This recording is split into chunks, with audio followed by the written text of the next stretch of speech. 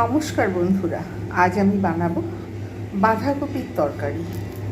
তার জন্য আমি এখানে নিয়েছি বাঁধাকপি, একদম ছোট্ট ছোট্ট করে কেটে ধুয়ে জল ঝরিয়ে রেখে দিয়েছি। সিজনের বাঁধাকপি, তাই আমি এখানে লবণ জল দিয়ে 10 মিনিট মতো আমি ভিজিয়ে রেখেছিলাম, যাতে কোনো রকম না জামস থাকে, সেই জন্য। এখানে নিয়েছি ধনে পাতা, এখানে নিয়েছি টমেটো, এখানে গোলমরিচ আর গোটা গরম মশলা আমি কিন্তু আধা ভাঙা করে নিয়েছি। এখানে নিয়েছি লবণ, হলুদ, লঙ্কা গুঁড়ো, ধনে গুঁড়ো, জিরে গুঁড়ো। আর ফোড়নের জন্য আমি এখানে নিয়েছি শুকনো লঙ্কা ছোট ছোট করে কেটে পরিষ্কার করে নিয়েছি, আর গোটা জিরে। এছাড়া আমি ব্যবহার করব ঘি। এখানে আদা এতটা লাগবে না, জাস্ট একটু নেব। আর যেহেতু বাঁধাকপির তরকারি, তাই আমি এখানে আলু নিয়েছি, আলুগুলোকে কেটে আর পরিষ্কার করে রেখে দিয়েছি। এবারে তাহলে শুরু করা যাক বাঁধাকপির রেসিপি। কড়া বসিয়ে দিয়েছি, এতে সাদা তেল বসিয়ে দিয়েছি একটু গরমের অপেক্ষায়। গরম হয়ে গেছে, সুতরাং আমি এতে শুকনো লঙ্কা, যেটা ছোট ছোট করে কেটে রেখে দিয়েছি, আর গোটা জিরে আমি ফোড়ন দিয়ে দিলাম। যতক্ষণ পর্যন্ত একটু লাল মতো না হচ্ছে, মানে ভালোভাবে ভাজা না হচ্ছে, ততক্ষণ পর্যন্ত আমি একটু অপেক্ষা করব।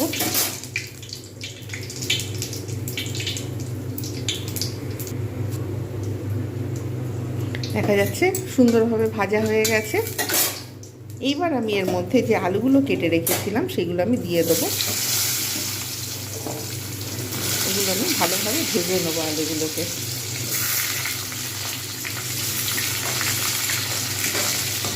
একদম পুরো লাল করে ভাজবো, তাহলে কিন্তু বাঁধাকপি ভালো টেস্ট হবে।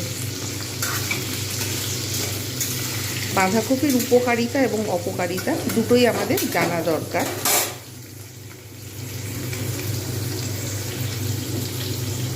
বাঁধাকপিতে প্রচুর পরিমাণে থাকে ভিটামিন সি, অ্যান্টিঅক্সিডেন্ট। এছাড়া এটা হার্টের পক্ষে খুবই ভালো। অ্যান্টি এজিং এর মধ্যে প্রপার্টিস রয়েছে। এছাড়া যাদের ভিটামিন সি এর অভাব, অর্থাৎ সর্দি কাশি বেশি হয়, তাদের জন্য কিন্তু খুবই উপকারী। ভিটামিন কে, সালফার, এগুলো প্রচুর পরিমাণে রয়েছে। আর শীতের সবজি হিসাবে বাঁধাকপি তো খুবই উপকারী। আর এর অপকারিতাও রয়েছে। যাদের পেটের সমস্যা রয়েছে, যাদের পেট ফাঁপে কিংবা অ্যাসিডিটির প্রবলেম রয়েছে, তারা কিন্তু বাঁধাকপি যখনই খাবে তখনই কিন্তু কিছুটা ভাপিয়ে ফেলে দেবে।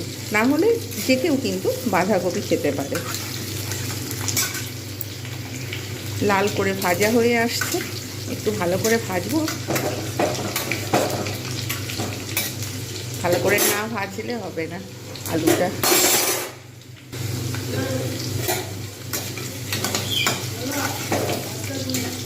যাতে একটু লাল মতো ভালো করে ভাজা হয়, তার জন্য আমি এটাকে ঢাকনা দিয়ে দেবো। তাহলে কিন্তু সিদ্ধ হয়ে যাবে, সাথে সাথে ভাজাও হয়ে যাবে। আঁচ মিডিয়ামে থাকবে। জাস্ট 1-1.5 মিনিট পর ফিরে এলাম। এই যে সুন্দর ভাজা হয়েছে আলুগুলো, অনেক সুন্দর একটা স্মেল আসছে। এবার আমি এর মধ্যে গোটা গরম মশলা, যেটা আধা ভাঙা করে রেখেছিলাম, আর গোলমরিচ ক্রাশ একসঙ্গে আমি কিন্তু এটা দিয়ে দেবো। ভালো করে এবার এটাকে নাড়িয়ে নেব।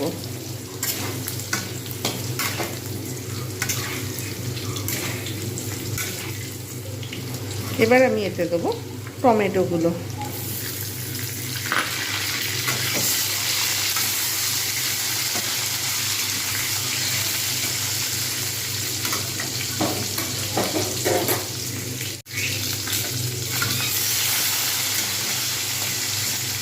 এইবার আমি এর মধ্যে যে মশলাগুলো রেখেছিলাম সেইগুলো দিয়ে দেবো। ধনে গুঁড়ো, জিরে গুঁড়ো, লঙ্কা গুঁড়ো, হলুদ গুঁড়ো। কিন্তু এগুলো তলায় ধরে যাওয়ার সম্ভাবনা থাকবে, তাই আমি এর সঙ্গে একটু জল দিয়ে দেবো, যাতে না তলায় ধরে যায়। মশলাগুলো ভালো করে আগে একটু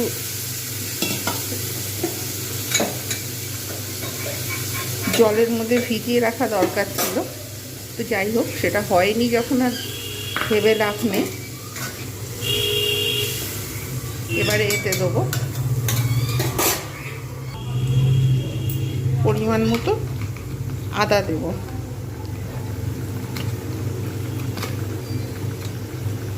বেশি দেব না, আদাটা দিয়ে দিলাম। এবার আমি নাড়িয়ে নেব। এটা আলুর সঙ্গেই দিয়ে দিয়েছি, মশলাটা আলুর সঙ্গে কষাও হয়ে যাবে, সাথে সাথে সিদ্ধ হয়ে যাবে। এবার আমি এটাকে ঢাকনা দিয়ে দেবো জাস্ট 1 মিনিট, ভালো করে মশলাটা যাতে কষা হয়ে যায় সেই জন্য। 1 মিনিট পর আমি ফিরে এসেছি। এর থেকে কিন্তু অনেক সুন্দর একটা স্মেল আসছে, মশলা কষা হয়ে গেছে।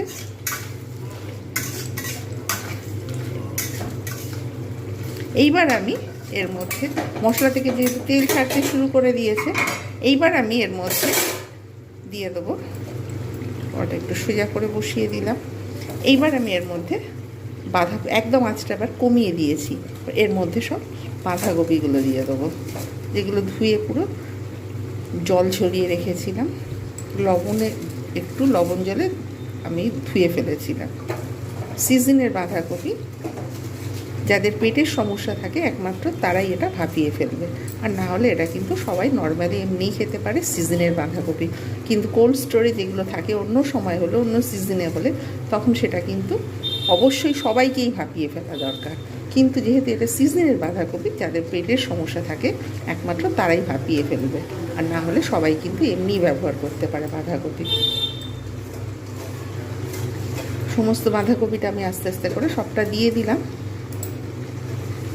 যেহেতু এতে লবণ দেওয়া রয়েছে, হলুদ দেওয়া রয়েছে মশলার মধ্যে, এটা আস্তে আস্তে কিন্তু কমতে থাকবে, তাই আমি এখানে ঢাকনা দিয়ে দেবো। প্রায় 1-2 মিনিট পর আমি আসছি ফিরে এলাম 1-1.5 মিনিট পর। একদম কপি কমে গেছে, দেখাই যাচ্ছে। এটাকে শুকনো শুকনো করে নেব।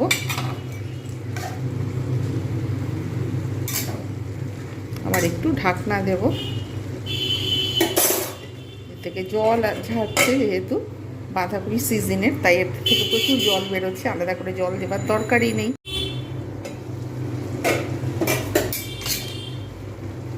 জাস্ট 1 মিনিট পর ফিরে এলাম। প্রচুর পরিমাণে এখান থেকে জল ছাড়তে শুরু করেছে বাঁধাকপি থেকে। এবার আমি এর মধ্যে একটু ধনে পাতা দিয়ে দেবো। এখন চিনি ঘি কিচ্ছু দেবো না, জাস্ট আমি একটু ধনে পাতা দিয়ে দেবো টেস্টের জন্য, এর সঙ্গে ভালোভাবে মিক্স হবে।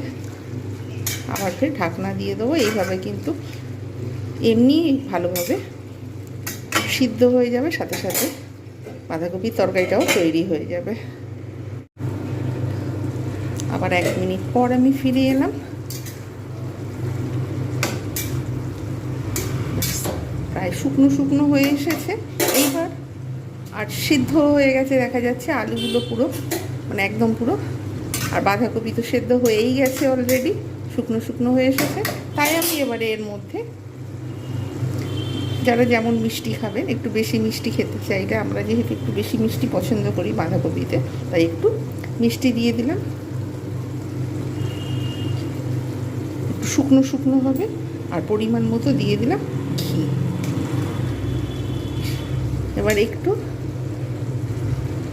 যতক্ষণ পর্যন্ত না ভালোভাবে জলটা শুকিয়ে যাচ্ছে, এখন ঘন্ট হয়ে রয়েছে, যতক্ষণ পর্যন্ত না শুকোচ্ছে জলটা, ততক্ষণ পর্যন্ত আমি একটু অপেক্ষা করব।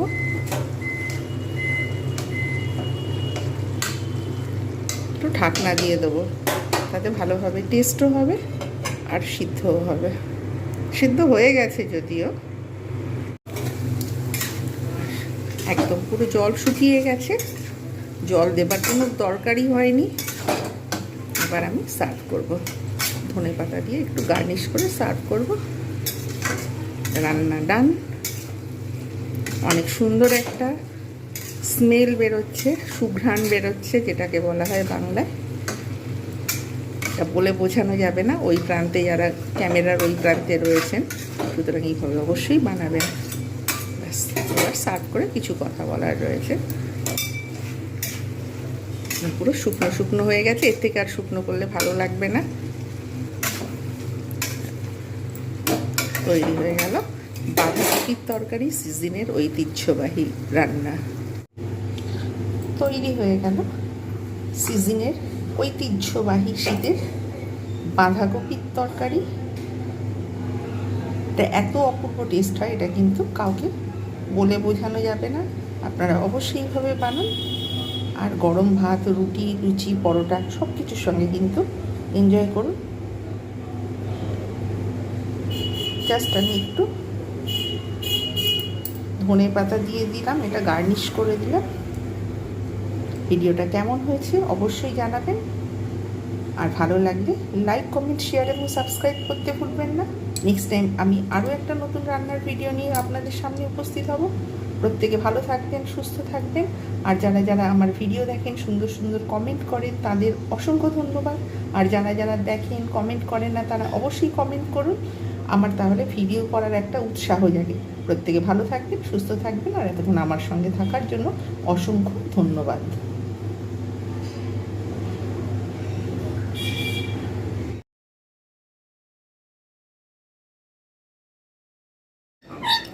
ধানটাকে দিলাম, উঠে দিল, আর আরেকজন এই যে সে দাঁড়ে বসে পড়েছে, একজন ছোলা একজন।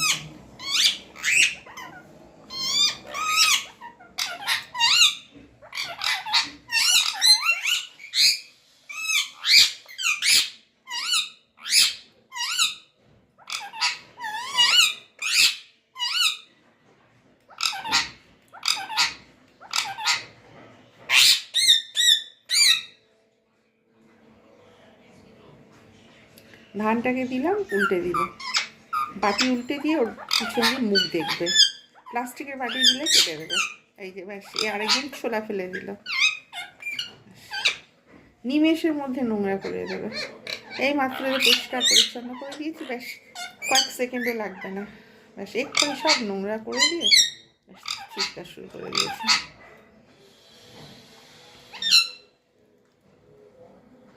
এইবারে এইটা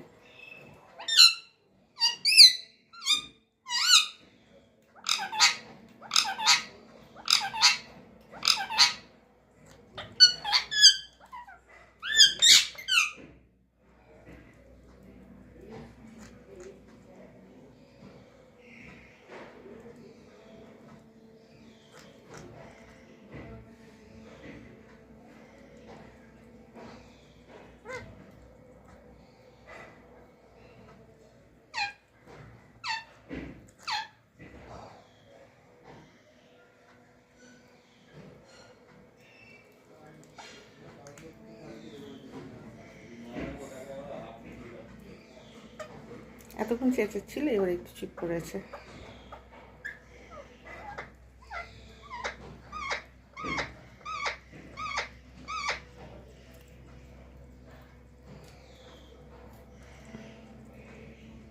এবারও একটু উপরে উঠেছে, একবার নিচে একবার উপরে, নিজেরাই বুঝতে পারছে না কী করবে।